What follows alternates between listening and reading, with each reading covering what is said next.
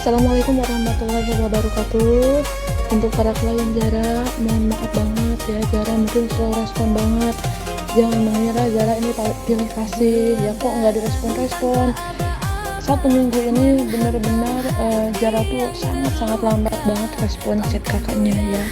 Dan insya Allah yang kemarin ikut mahar promo di tanggal yang cantik-cantik ya, itu pun kalau misalkan kakak sudah dapat respon dari Zara, artinya nama kakak sudah serta ikut dimeditasikan.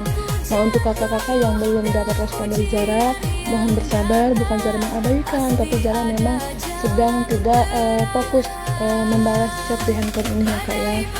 Dan alhamdulillahnya ya, hari ini kan sidang ya, dan alhamdulillah semuanya lancar. Nanti sidang tim Zara itu lanjut ke Polda ya, untuk sipil-sipil yang terlibat yang pemerasan uang, pengambilan laptop, dan pengerepasan semua akun Zara, semuanya akan dihadirkan. Allah Maha Baik, semesta berpihak sama kita, semesta berpihak kepada orang-orang yang dizalimi, orang-orang yang jujur dan amanah ya. Dan ini sebuah pembuktian Zara dibantu dengan ringan oleh pihak-pihak yang amanah yang menjadi garda terdepan untuk kami ya. Dan ini berkat doa-doa kakak-kakak semuanya, Masya Allah. Terima kasih ya yang selalu bersabar, yang selalu percaya kepada Zara ya, yang Masya Allah sampai detik ini. Dan masalah laporan untuk tim Zara ya, yang kemarin dari Surabaya yang mempermasalahkan BPOM ya, perlindungan konsumen ya, dan bahkan laporan-laporan lain-lainnya ya, dan yang saat tim Zara datangi kediamannya Kanjeng Ratu Aura itu ya, semuanya insya Allah akan diselesaikan ya. Jadi kita itu bukan yang memulai, tapi kita itu ingin menyelesaikan yang orang lain mulai ya, karena semuanya itu benar-benar merugikan, bukan hanya secara materi tetapi harga diri ya. Kita ini punya harga diri yang harus dipertahankan, karena kita ini seakan diolok-olok. Banyak drama-drama yang dilakukan oleh pihak yang sangat-sangat ingin meredupkan, ingin menenggelamkan sosok Zara dari sosial media ya. Dan kemarin pun kita pernah baik-baik ya datangi rumah beliau, yang kami ingin mempertanyakan ada sangkut paut nggak sih dengan semua masalah ini. Tapi kan di saat ada tujuan baik dari kami, malah kami dibilangnya perampokan lah ya, diviralkan lah ya. Nah, maka tadi waktu hakim bertanya pun kami udah nggak mau mediasi ketemu langsung lagi, karena kita trauma diviralkan. Bahkan sampai saat ini masih banyak akun-akun yang meviralkan, jadi mau nggak mau harus dihadirkan. Tadi pun sudah tim Zara sampaikan ya, karena akun Kanjeng Ratu Aura dan anaknya itu yang Mas Danu itu ya, terutama yang Kanjeng Ratu Aura dulu deh, dia kok bisa memposting video Zara yang privasi di akun dia ya. Nah, kalau dia nggak ada sangkut pautnya ya, sedangkan setelah ada pemerasan uang ke Zara dan pengambilan laptop itu kan terjadi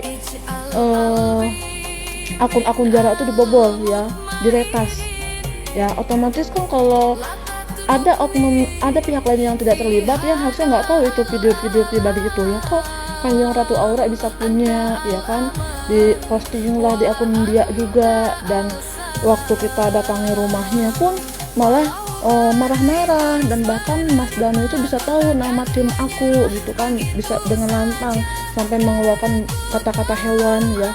Kita bertamu, kok tamu digituin ya, sampai Kanjeng Ratu Aura saat via telepon itu bilang, kalian bukan saudara ya.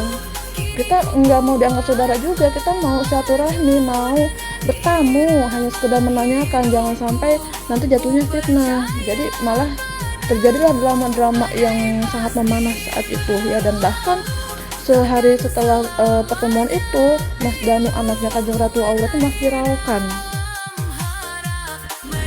Coba deh kalian di posisi Zara ya, misalkan kalian pedagang, terus ada yang alergi nih kulitnya ya, harusnya kan dia komplain dulu dong sama kita ya, biar kita nanti tuh gimana baiknya ya, ada mediasi dulu. Tapi yang Lina Surabaya ini, ujung-ujung dari Surabaya laporan ke Tangsel masalah BPO. Dan setelah kemarin di persidangan dijelaskan oleh hakim ya, persidangan bukan masalah Lina sebenarnya sidang kemarin ya, masalah tentang perampasan laptop itu dan pemerasan. Kata hakim kalau dia nggak produksi sendiri nggak usah ada BPOM, yang harus mengeluarkan BPOM itu orang-orang yang berjualan kayak orang utamanya lah ya, kan jarang nggak bikin sendiri, nggak produksi sendiri, akhirnya BPOM tidak bisa dipermasalahkan oleh mereka. Larinya kemana? Ke perlindungan konsumen. Nah, kok bisa tiba-tiba kita jadi tersangka tanpa ada pertemuan dengan Lina ini, tanpa kita dilihatkan bukti visum? Lucu nggak sih? Tiba-tiba kita jadi tersangka, coba bayangin. Kita nggak pernah diketemukan sama Linanya, kita nggak pernah lihat bukti visumnya Linanya, kerugiannya apa, yang kenanya dampaknya di mananya ya. Luar biasa ya, luar biasa lah ya. Allah maha baik ya, doain semoga semuanya itu terbuka ya, yang tidak baik ya akan kembali kepada dirinya sendiri ya. Semangatin ya. Coba deh kakak-kakak posisikan jadi jarak ya. Kita dilaporkan oleh pihak yang sama sekali kita nggak kenal ya, nggak pernah dipertemukan oleh kepolisian ya. Tiba-tiba kita langsung jadi tersangka. Saat tim Zara datangi polisi itu ya bawa pengacara, di dalam ruangan itu malah mediasinya itu nggak ngenakin ya.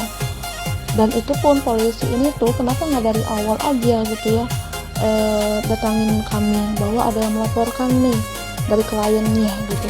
Ini setelah berbulan-bulan ya, kalau nggak kita cari tahu sendiri mah kita nggak tahu ya alasan kenapa sih keranjang kita ditutup terus, sampai bikin 6 keranjang tuh ditutup semua ya, sampai kita nyari tahu sendiri penyakitnya di mana, dan ternyata penyakitnya di kepolisian ini yang selalu melaporkan ke TikTok, Tokopedia, ke semua akun biar ditutup ya, karena ada proses hukum itu. Seharusnya kan dari awal ngasih tahu, jangan berbulan-bulan kita cari sendiri penyakitnya, bukan polisi yang datangin kita ya. Setelah kita tahu langsung kita jadi tersangka.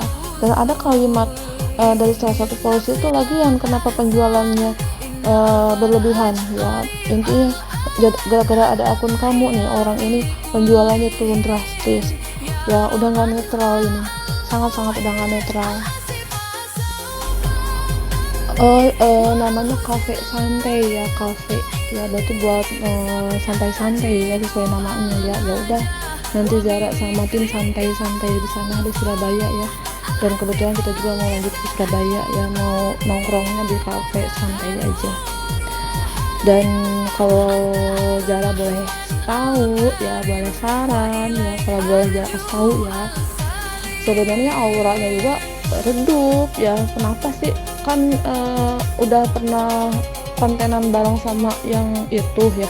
Emang yang itu nggak ngasih tahu kalau tempat restoran, tempat kafenya itu tidak membawa dampak rezeki, tidak membawa, nggak cocok itu tempatnya loh buat usaha kafe, itu nggak cocok ya. Zara bukan nakut-nakutin, kan ini mah menurut penilaian Zara ya. Zara kan seorang pakar energi ya, dari mata batin Zara itu nggak cocok buat kafe, nggak ya, nggak akan ada yang betah. Dan untuk memulai bisnis di sana tuh nggak cocok ya, itu menurut pandangan Zara ya sebagai pakar energi ya. Kenapa nggak ada yang ngasih tahu gitu, auranya itu redup itu tempat usahanya ya, sehingga ke dalam hubungan kerezekian itu orang tuh bosan aja, cepet bosannya. Sebenarnya kemarin udah mampir, cuman sebentar, kemalaman udah tutup ya, dan ternyata tutupnya tuh kemarin masih awal kafenya itu ya. Dan ternyata ada karyawannya hanya 1, dan Zara karena banyak urusan akhirnya balik lagi ke Jawa Tengah. Nah, insya Allah di hari Sabtu ke Surabaya lagi ya, sekalian ada urusan lagi. Nah, nanti mungkin santai-santainya sama tim mau di sana ya, di kafe santai ya. Dan Zara pun bawa orang Polda sekalian ya, karena memang lagi nyari orang juga. Kebetulan yang kita cari pun orang Surabaya ya. Jadi mungkin nanti sama Polda sama tim Zara kita mediasinya, musyawarahnya mungkin di kafe santai ya, insya Allah. Zara ini dulu sama 3 polisi yang ambil